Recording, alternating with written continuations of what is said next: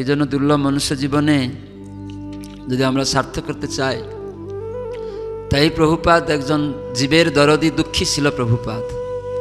প্রভুপাদ জীবের প্রতি দরদি, এটাই যে খাওয়া দাওয়া দিলেই দরদি হয় না, পোশাক দিলেই দরদি হয় না, শিক্ষা দিলেই দরদি হয় না, ঔষধ দিলেই দরদি হয় না, ওটা ক্ষণস্থায়ী।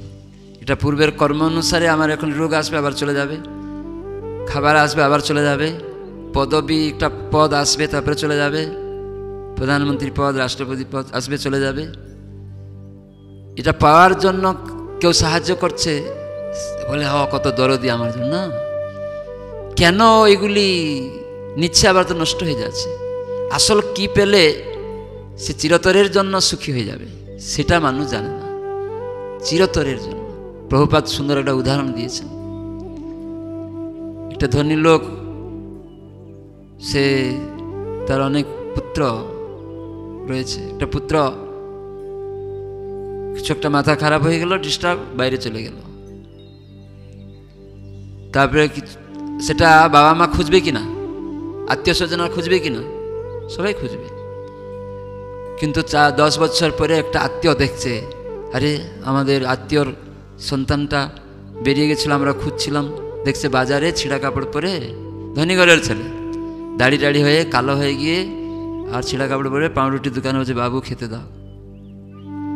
বাবু দেখছে যে গরিব লোক, আমাদের মধ্যে কি ডিউয়ালিটি, দ্বৈত ভাব আছে, আমি খুব শ্রেষ্ঠ, ও খুব খারাপ, ও নিচু, আমি খুব ধনী, ও গরিব, ও গরিব, তাকে আমি খাওয়াবো, নাম যশ পাবো, এরকম ভেবে রুটি দিয়ে দিল, সবাই আমার প্রশংসা করুক।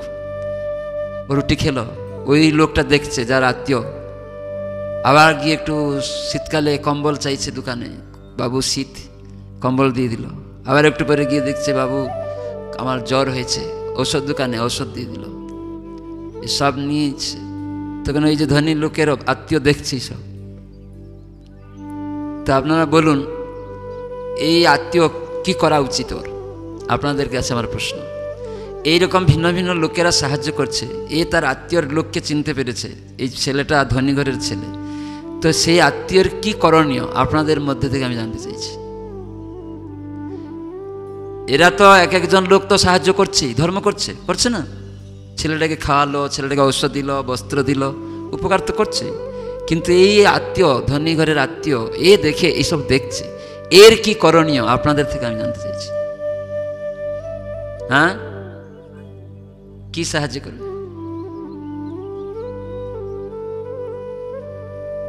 আগে কি করা উচিত তার?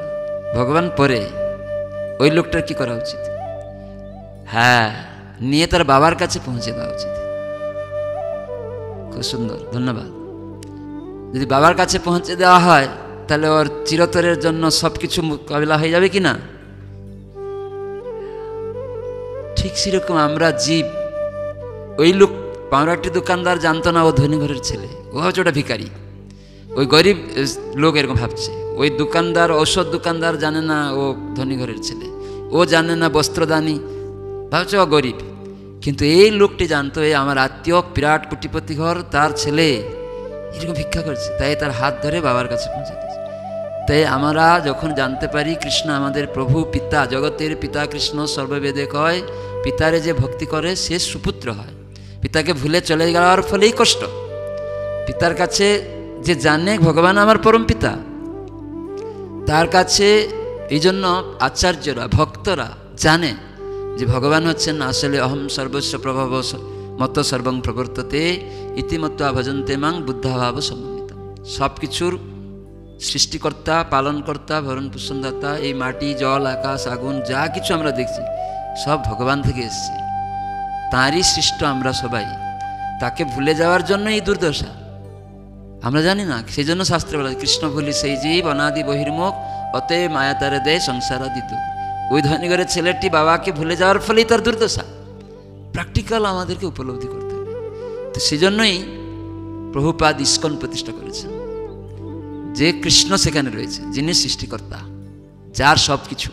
এই জন্য উনি আন্তর্জাতিক কৃষ্ণ ভাবনামৃত সংঘ গঠন করেছেন, যে সারা বিশ্বের লোক ভুলে গেছে তাই ভগবানের শুদ্ধ ভক্তরা জানে ভগবান নিজে আসেন আর তার ভক্তদের পাঠান ধর্ম সংস্থাপনার্থে। ধর্ম মানে কি? ভগবানের যে আইন সেটাকে প্রতিষ্ঠা করতে, ভগবানের যে আইনটা প্রতিষ্ঠা করতে, সেটা আমরা না মানার জন্য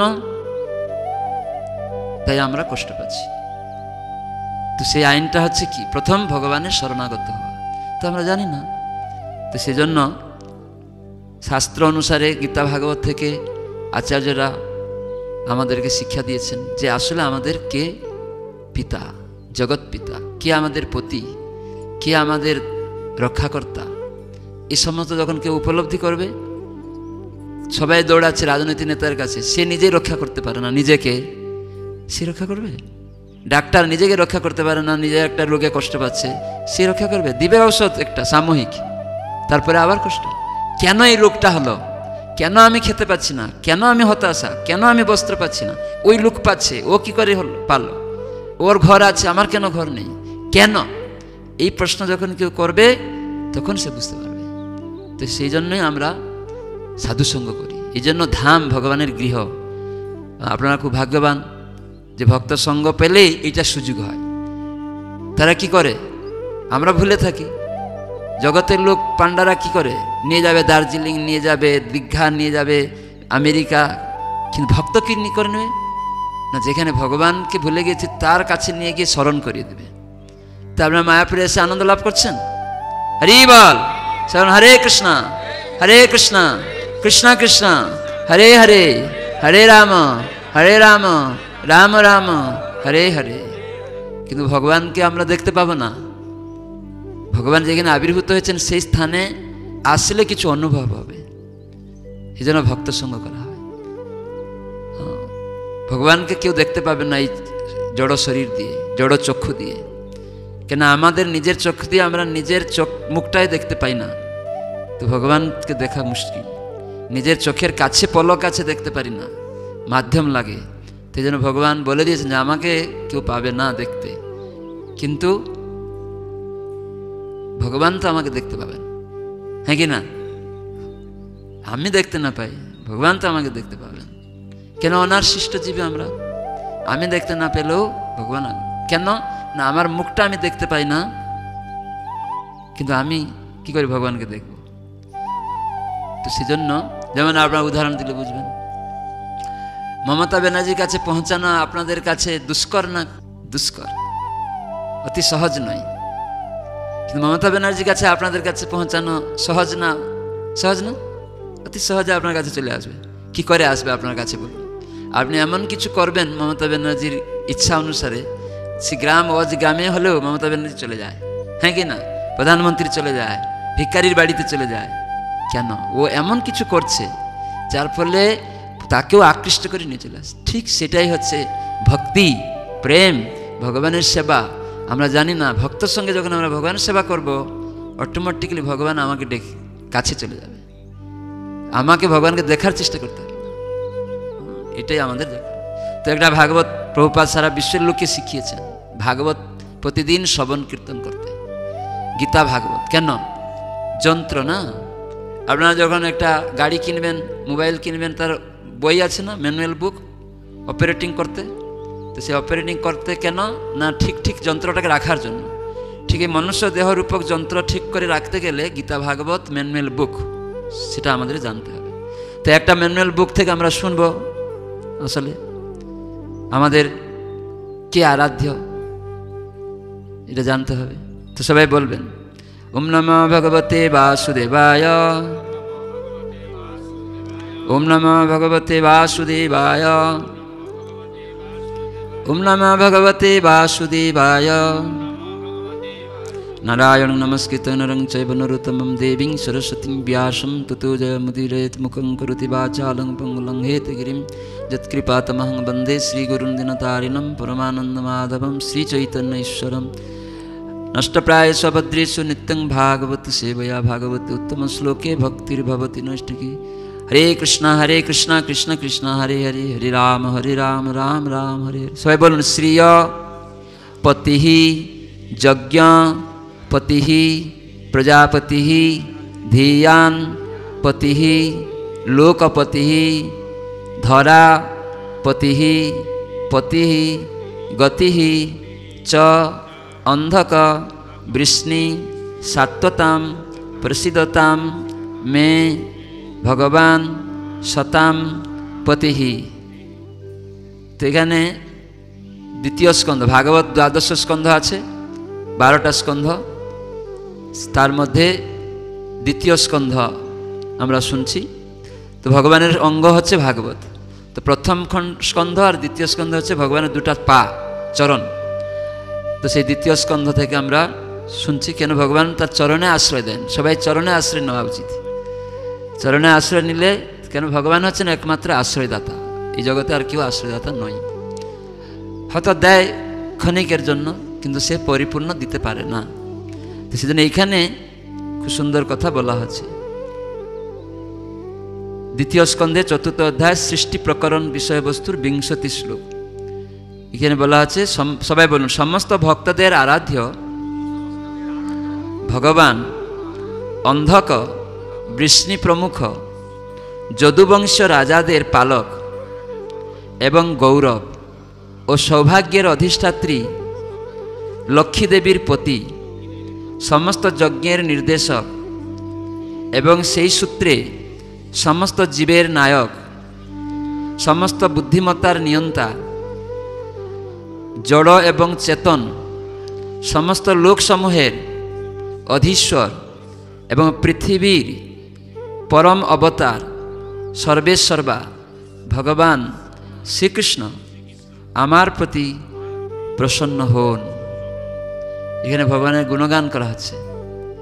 এটা আমরা যখন জানব যে ভগবান হচ্ছেন সবাইয়ের আরাধ্য, প্রত্যেকের, এই জগতে অন্য কেউ আরাধ্য নয়। এই জন্য শিব মহাজন উনি বলেন আরাধনা নাং সর্বেশাম, সমস্ত আরাধনার মধ্যে শ্রেষ্ঠ আরাধনা আছে বিষ্ণু আরাধনাম, পরম, পরম মানে শ্রেষ্ঠ।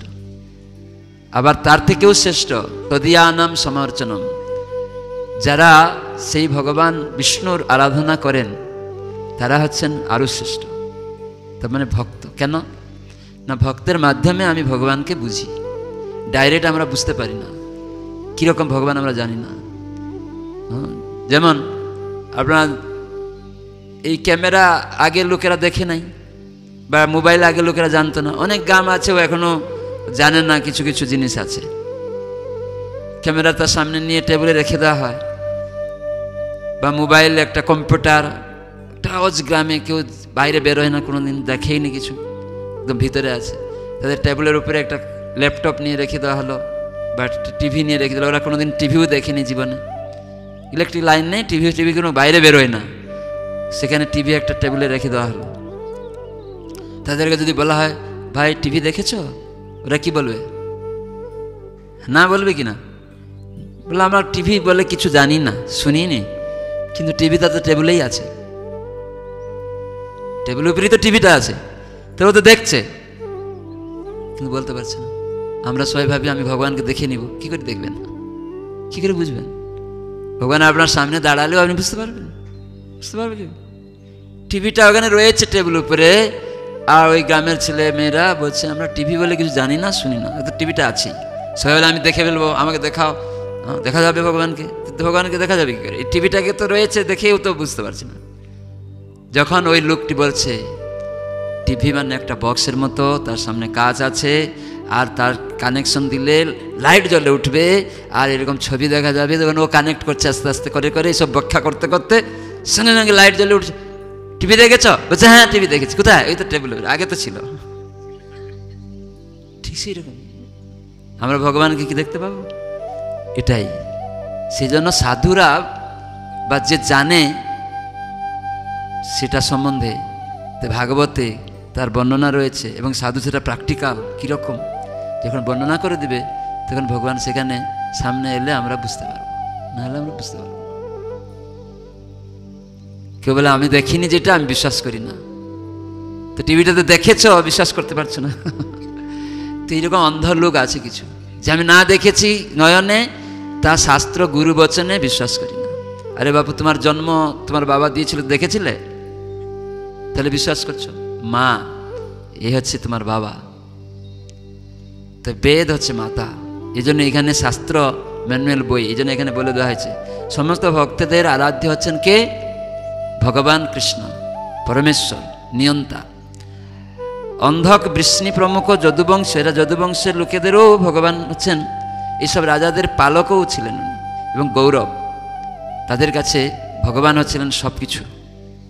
তারা এরকম ভাবত, কেন? যদুবংশে ভগবান আবির্ভূত হয়েছিলেন বলে তারা সবসময় গৌরবান্বিত ছিল যে আমাদের বংশে ভগবান এসছেন আর আমাদেরকে পালন করছেন।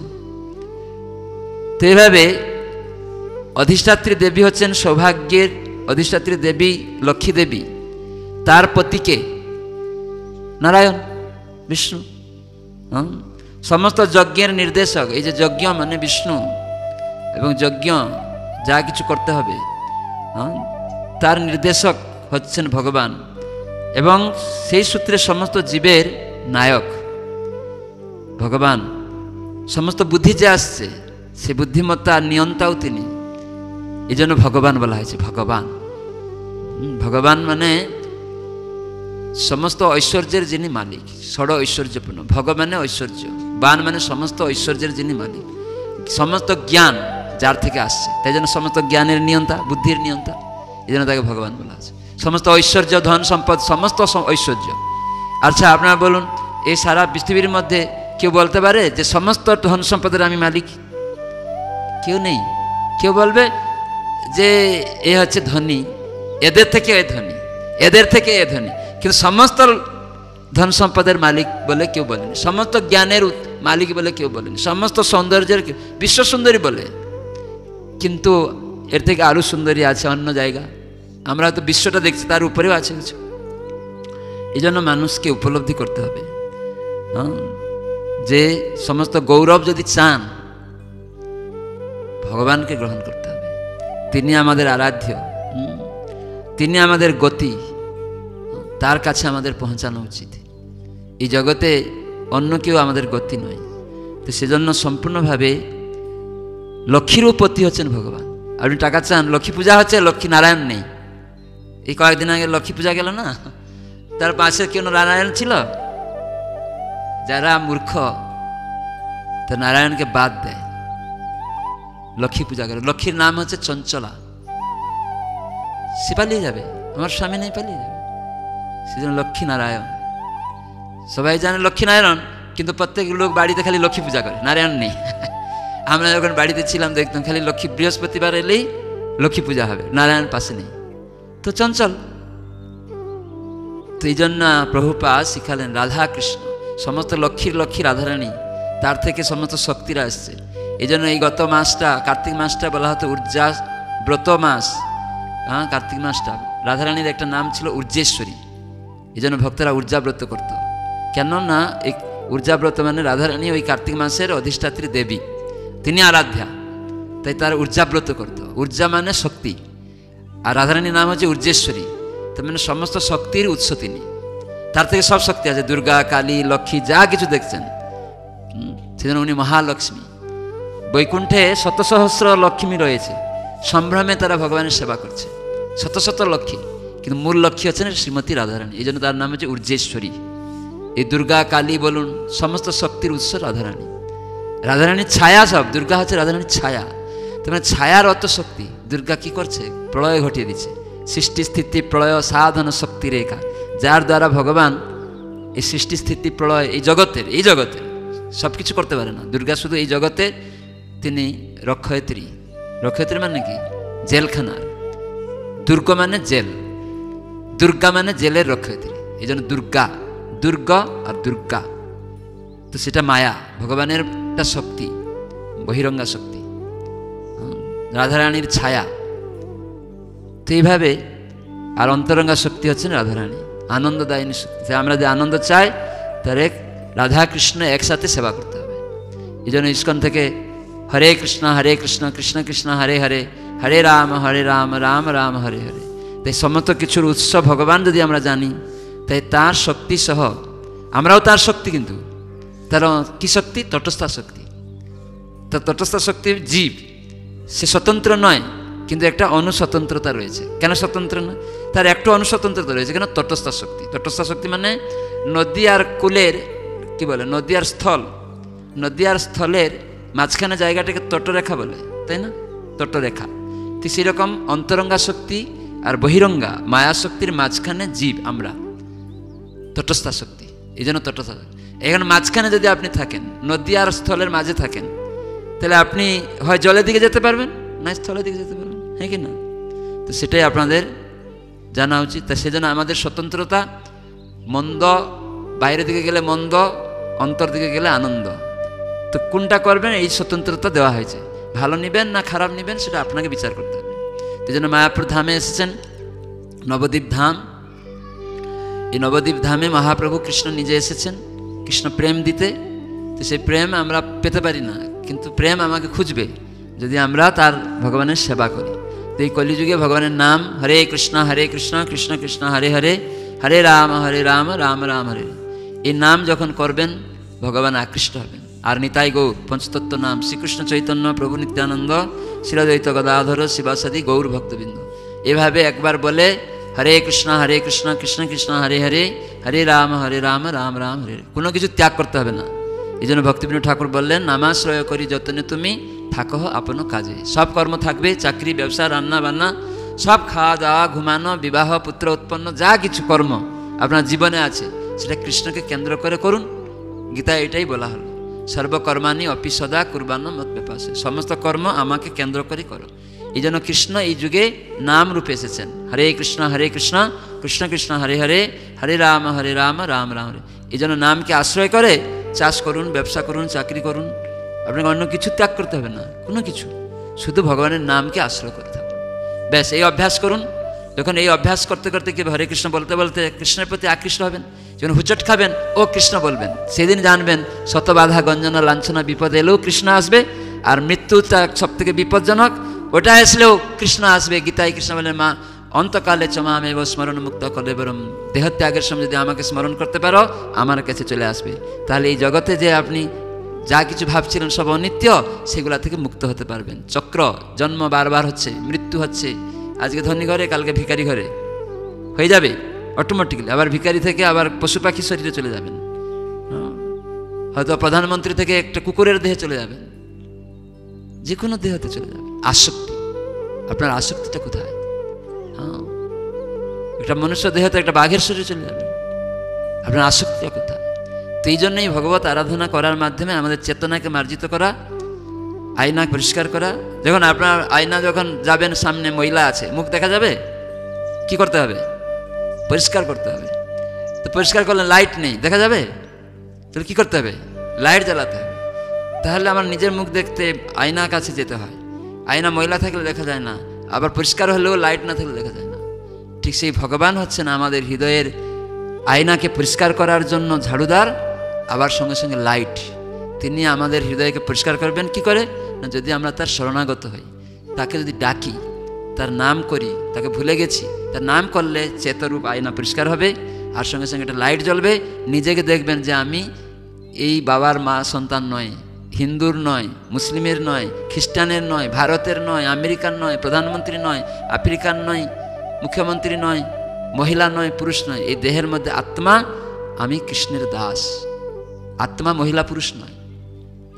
এই আত্মা ভোগ করার বাসনা করছে বলে পুরুষা অভিমান চলে গেল। ভগবান একমাত্র ভোক্তা, তিনি একমাত্র পুরুষোত্তম।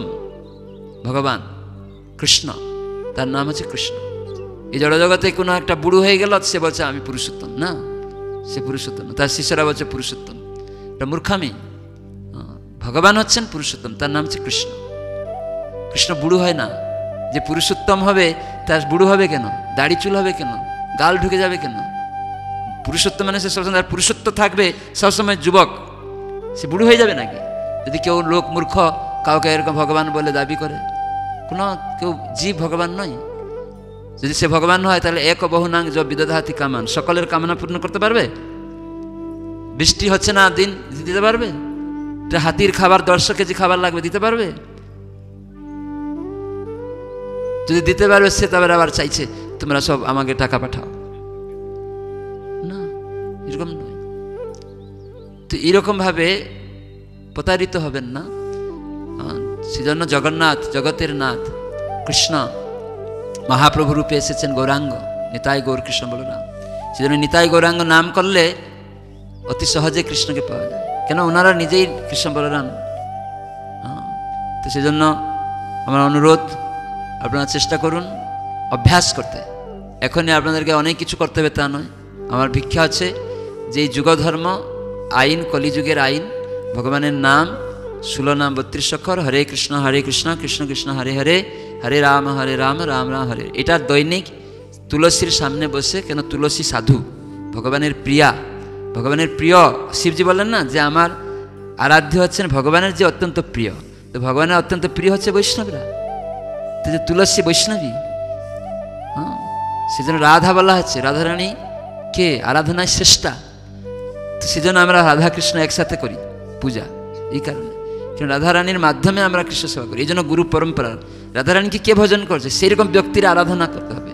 সেই ব্যক্তির মাধ্যমে যখন আমরা সেবা অর্পণ করবো, আর রাধারানী নিয়ে ওই সেবাটা কৃষ্ণকে দিয়ে দেবে। এই জন্য গুরু পরম্পরা বলা হয়েছে। এই জন্য পরম্পরা, সেই জ্ঞানটা পরম্পরার মাধ্যমে এসছে। আর আমরা সেই পরম্পরার মাধ্যমে জ্ঞান নিব কি না, কৃষ্ণ পরমেশ্বর ভগবান পুরুষোত্তম, তার সেবা করতে হবে। তাই যিনি বৈষ্ণব হবেন, ভগবানের প্রিয়, তিনি এটাই শিখাবেন। ভগবানের প্রিয় সে কি বিমুখ করাবে না, না তুমি এটা ভোজন করো সেটা ভোজন করো, তাহলে তো এটা খারাপ হয়ে গেল। আপনার বিয়ে হয়েছে, ছেলে মেয়ে, আপনাকে জানে এটা এর স্বামী। স্ত্রী কখনো সে অন্য পুরুষের সঙ্গে যাচ্ছে, তখন কি বলবে, বেশ্যা হয়ে গেছে, বলবে না? দুরাচারিণী, তোমার স্বামী এটা নয়। সে অন্য পুরুষের কাছে যদি ঘুরে, তাকে খারাপ বলবে না?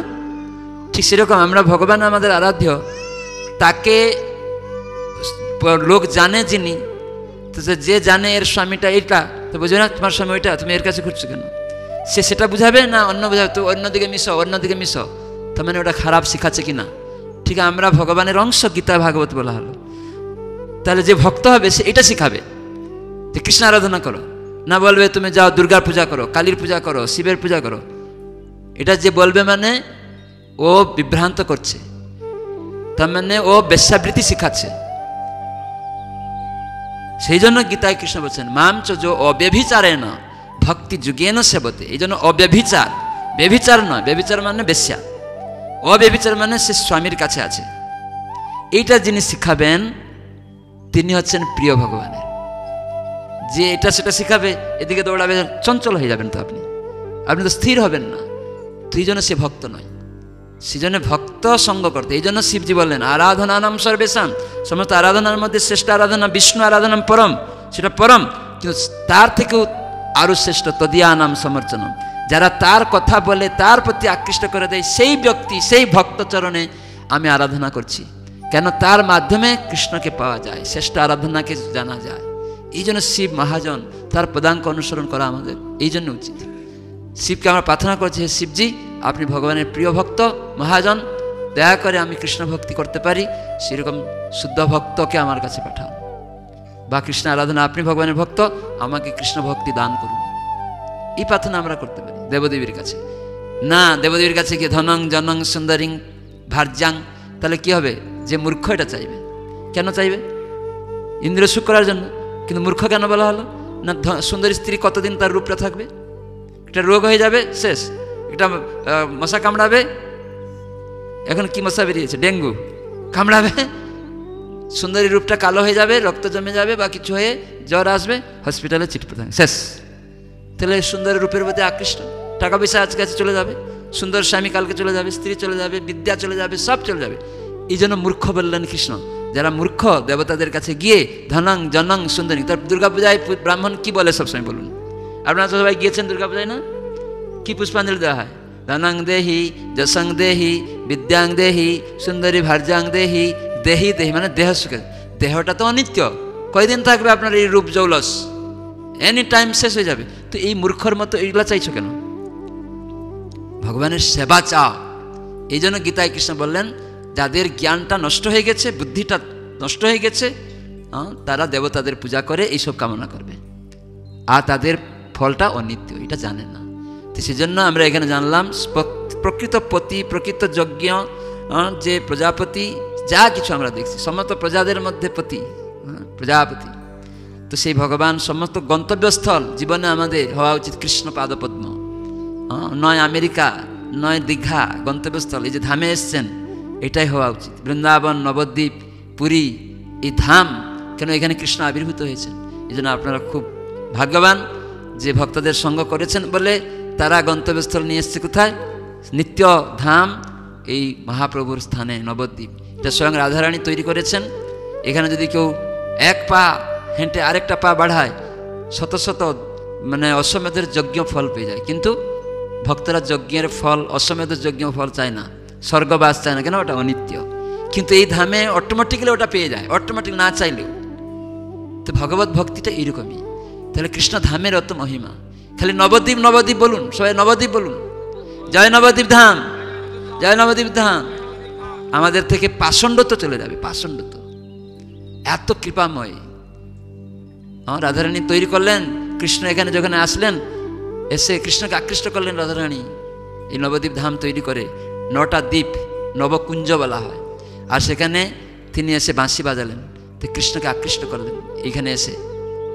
এক সময় কৃষ্ণ তিনি গোলক বৃন্দাবনে কি করেছিলেন না, হঠাৎ করে বিরজা সখীর সঙ্গে বিহার করতে চলে গেছেন। আর রাধারানী যখন শুনলেন যে কৃষ্ণ এখন বিরজার কুঞ্জে গেছেন, তখন উনি সব সখী গোপীদেরকে নিয়ে কৃষ্ণের কাছে গেলেন। তখন কৃষ্ণ অন্তর্ধান করলেন, আর সঙ্গে সঙ্গে বিরজা নদীর রূপ ধারণ করলো ভয়ে। রাধারানী এসছে দেখে, তখন রাধারানী কৃষ্ণকে আর খুঁজে খুঁজে পেলেন না।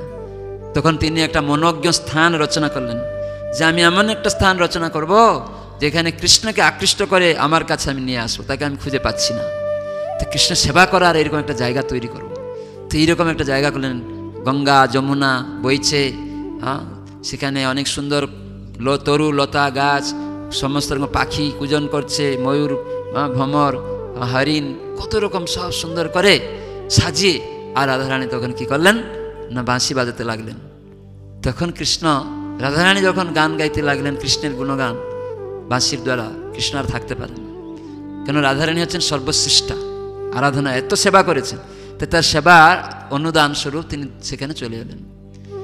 তখন এসে পাশে রাধারানীকে স্পর্শ করলেন, বললেন, হে রাধে, তুমি এত সুন্দর মনোজ্ঞ স্থান নবকুঞ্জ নবদ্বীপ তৈরি করেছ, এত সুন্দর মনোরম এই স্থান যদি কোনো ব্যক্তি তোমার আর আমার নাম করবে, হরে কৃষ্ণ কৃষ্ণ কৃষ্ণ হরে হরে, হরে রাম রাম রাম হরে হরে, তারা আমাদের প্রেম লাভ করবে, আমাদের কাছে ফিরে আসবে, বিলক বৃন্দাবনে চলে যাবে, নিতাই গৌর প্রেমানন্দে।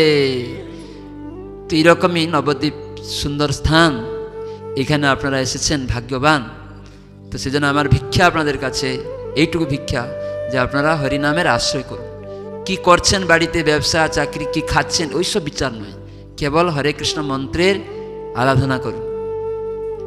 এটা শুনে শুনে করবেন, তুলসীর সামনে বসে। কিভাবে করবেন? সবাই একসাথে, হরে কৃষ্ণ কৃষ্ণ কৃষ্ণ হরে হরে, হরে রাম রাম রাম হরে হরে, হরে কৃষ্ণ কৃষ্ণ কৃষ্ণ হরে হরে, হরে রাম রাম রাম হরে হরে। এইভাবে শুনে শুনে তুলসীর সামনে বসে ছেলে মেয়েকে নিয়ে 108 বার বলবেন, কমপক্ষে 10 মিনিট। এটা আমার ভিক্ষা আপনাদের নবদ্বীপ ধামে।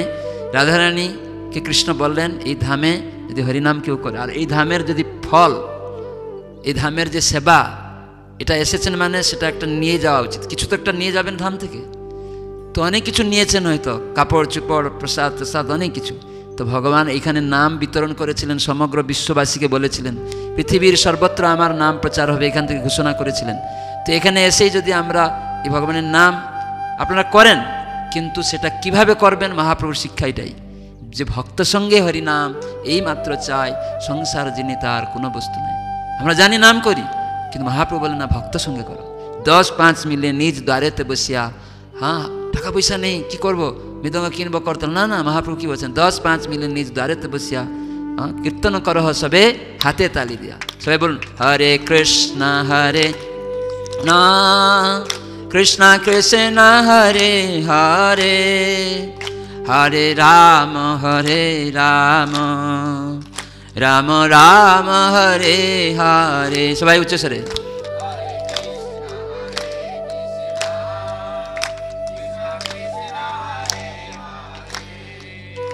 হরে রাম রাম রাম হরে হরে, হরে কৃষ্ণ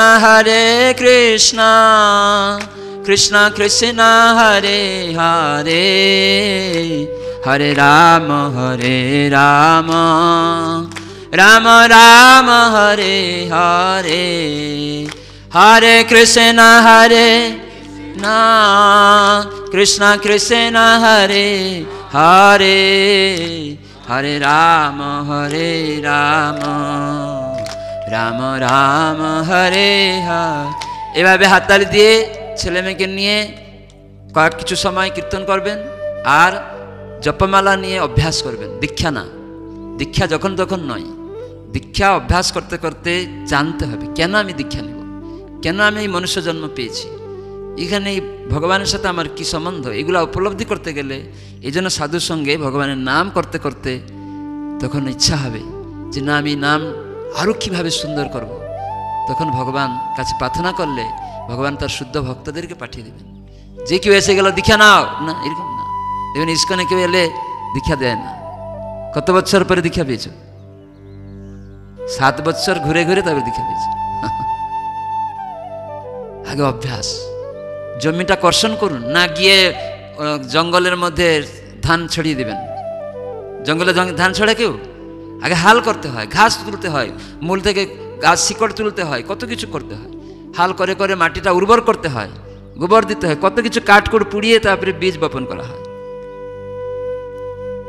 তো সেটা চাষি, আমাদের এই ক্ষেত্র জমি, গীতায় কৃষ্ণ বলেছেন এই দেহটা একটা জমি, তো এটাকে আমাদের চাষ করতে হবে, হাল করতে হবে। সেজন্য গুরু বৈষ্ণবদের নির্দেশ ফলো করতে হবে, শাস্ত্রের নির্দেশ যেন আমরা আচরণ করতে লাগবো, আস্তে আস্তে অভ্যাস করতে লাগবো। তখন পন্থা বলি, ও হরিনাম করলাম, এবারে একটু যাই সাধুসঙ্গ করি, সপ্তাহে একদিন করি, নিজের বাড়িতে প্রতিদিন করি। একদিন করতে করতে তখন আপনার ইচ্ছা হয় না প্রতিদিন করব। তো প্রতিদিন করতে করতে তখন ছেলে মেয়ে করছে না, তাদের নিয়ে করব। আমার ছেলে আমার জন্য এসেছে, সে হয়তো জানে না, অজ্ঞ, তাকে আমাকে শেখাতে হবে। তাই বাবা মা হচ্ছে তখনই গুরু যখন তার সন্তানকে কৃষ্ণ ভক্তি শিখাবে। কেন এই জন্ম মৃত্যু চক্র হচ্ছে? প্রথমেই বলেছিলাম, কেন বারবার ও খেতে পায় না, কেন ওষুধ রোগ হচ্ছিল, প্রকৃত বাবাকে ভুলে গেছিল বলে, হ্যাঁ কি না? তো সেরকম আমরা প্রশ্ন উদয় হবে মনে যে কেন আমি খেতে পাচ্ছি না, কেন আমার রোগ, কেন ওই লোকটা ধনী, কেন ওই লোকটা প্রধানমন্ত্রী হলো কি করে? ভোট দিলেই সাকসেস করে দিলে প্রধানমন্ত্রী হওয়া যাবে না। আপনি ভোট পেয়ে গিয়ে তারপরের দিন আবার প্রধানমন্ত্রীর পদ থেকে চলে যাবে, অনেকে চলে গেছে। সেজন্য আমাদের শিক্ষা করা উচিত এই জগতের যা কিছু সব অনিত্য, ভগবান হচ্ছে নিত্য। আমার এই দেহের মধ্যে যে বস্তুটা আছে ওটা নিত্য, সেটাকে জানিয়ে কার সাথে তার সম্বন্ধ সেটা জানা দরকার। তো এই জন্যই হরে কৃষ্ণ মন্ত্রের জপ আরাধনা কলিযুগ ধর্ম, ধর্ম মানে আইন, তাই আমরা পালন করছি। তাই আমি অভ্যাস করতে অনুরোধ করছি সবাইকে যে অভ্যাস করবেন, তাহলে নিজের চেতনা মার্জিত হয়ে প্রকৃত স্বরূপ অধিষ্ঠিত হবেন যে আসলে আমি কে। এখন আমরা যা বলি সব ভুল বলি, লোকেদেরকে ভাওতা দিই সারা দুনিয়া। দেখবেন কেউ বলছে বাবা আজ চলে গেলেন, বাবা আজকে দেহত্যাগ করলেন, এরকম বলে না? বাবা দেহত্যাগ করলে বলে, গ্রামে গঞ্জে বলে, সর্বত্রই বলে আজকে বাবা দেহত্যাগ করলেন, মা দেহত্যাগ করলেন, স্বামী দেহত্যাগ করলেন। তো তারপরে কি করে? কান্না করে। কেন কান্না করছেন? বাবা দেহত্যাগ করে বলে কান্না করছেন কেন? আপনি যাকে বাবা বলেছিলেন ও তো রয়েছে এখানে, যাকে বাবা বলেছিলেন ও তো রয়েছে, কিন্তু সেই সঙ্গে সঙ্গে কান্না করছেন বাবা দেহত্যাগ করলেন। তাহলে বাবাকে দেখেননি, যাকে বাবা বলেছিলেন সে পড়ে আছে। তাহলে অরিজিনাল বাবাকে আপনি দেখেননি, সেই জন্য বলছেন বাবা দেহত্যাগ করেছেন। তার মানে এটা বাবা নয়, তাই কান্না করছেন। কিন্তু আসল বাবাকে কি দেখতে পেয়েছিলেন? তাই মৃত্যুর সময় ওই জ্ঞান হয়। কারো দেহত্যাগের সময় যারা জীবিত থাকে তখন জ্ঞান হয়, ও আমি অতদিন অজ্ঞানে ছিলাম, এটা তাহলে আমার বাবা নয়, এখন একে পুড়াতে হবে, পুতাতে হবে, ফেলে দিতে হবে, দুর্গন্ধ হবে, এটা আসল বাবা নয়, এটা আসল মা নয়, এটা স্বামী নয়, এটা প্রধানমন্ত্রী নয়, এটা রাষ্ট্রপতি নয়। তাহলে ভাওতা দিয়েছিলাম জগতের সবাইকে, স্বামী বলে, বাবা বলে, মা বলে, প্রতারণা করেছি জগতে। এই জন্য আমরা কষ্ট পাচ্ছি। আমরা প্রতারিত, নিজে অন্যকে প্রতারণা করছি, যার ফলস্বরূপ আমরা হতাশা, উৎকণ্ঠা, উদ্বেগে রয়েছি। এটি তার কারণ কেউ জানে না। প্রকৃত আমি কে কেউ জানে না। হিন্দু মুসলিম খ্রিস্টান বলে ডাঙ্গা লাগছে কেন? দেহের পরিচয়। সিপিএম তৃণমূলী বিজেপি কংগ্রেসি বলে ডাঙ্গা লাগছে কেন? দেহের পরিচয়। ওইটা পরিচয় নয়। তো এই জন্যই হরে কৃষ্ণ মন্ত্র কীর্তন জপ করার মাধ্যমে, আরাধনার মাধ্যমে জ্ঞান উদয় হবে। তো সেই জন্য তখন মনে হবে এই স্বামী কৃষ্ণের দাসী, ও এ বৈষ্ণব, এই পুত্র কৃষ্ণের সন্তান বৈষ্ণব, আমাকে ফুলমালা গেঁথে দিয়েছে, এই জন্য আপনি বস্ত্র দিচ্ছেন, এই জন্য স্বামীর কাপড় কেচে দিচ্ছেন, এই জন্য রান্না করে ভোগ লাগাচ্ছেন। ও বাচ্চা, সে বড় হয়ে কৃষ্ণ সেবা করবে। ও আমার স্ত্রী ভগবানের জন্য রান্না করেছে, ওর বস্ত্র লাগবে, ঔষধ লাগবে, বৈষ্ণবী, ও ভগবানের সেবা করেছে, এই জন্য স্ত্রীর জন্য আপনি কাপড় কিনছেন, তাকে ভোগ করার জন্য নয়। ওই সন্তান কৃষ্ণ সন্তান, কৃষ্ণ সেবা করার জন্য ভগবান আমাকে পাঠিয়েছেন, এই জন্য আপনি পুত্র উৎপাদনের জন্য হয়তো চেষ্টা করছেন, কৃষ্ণ সেবার নিজে তার থেকে ভোগ করার জন্য নয়। কেন? আপনার পুত্র আপনাকে চিরকাল দেখবে না, থাকবেও না। সেজন্য ভগবানের চরণে আশ্রয়, এটাই আমাদের এইখান থেকে আমরা শিক্ষা লাভ করছি। তো সেজন্য আমি অনুরোধ করবো এই নবদ্বীপ ধামের সার্থকতা অর্জন করুন। আমি প্রার্থনা করব মহাপ্রভুর কাছে, রাধা মাধব এবং বৈষ্ণবদের কাছে, তাদের অহেতুক কৃপা আশীর্বাদ আপনাদের উপরে বর্ষিত হোক এবং আপনারা উত্তরোত্তর এই ভগবানের চরণে আশ্রয় নিয়ে দুর্লভ মনুষ্য জীবনকে সার্থক করুন। নিজেদের পুত্র কন্যা আত্মীয় স্বজন সবাইকে কৃষ্ণ সেবাতে নিযুক্ত করে, যে কেন এই পুত্রের রোগ হয়েছে সে তার পূর্বের কর্ম অনুসারে, আপনি বাবা তাকে মুক্ত করাতে পারেন না, ডাক্তার আপনি মুক্ত করাতে পারেন না, একটা ঔষধ দিলেন তারপরে আরেকটা রোগ হয়ে গেল, কেন হয়েছে? এই জন্য কৃষ্ণ ভুলি সেই জীব অনাদি বহির্মুখ, অতএব মায়া তারে দেয় সংসার আদি দুঃখ, এই দুঃখের কারণ। তো সেজন্য আমরা ভগবানের চরণে আরাধনা করার জন্য আশ্রয় নিব নিষ্কপটভাবে, সরল চিত্তে। যদি আপনি প্রার্থনা করবেন, কৃষ্ণ আপনাকে সাহায্য করবেন। ঠিক আছে, এখানে আমি শেষ করছি।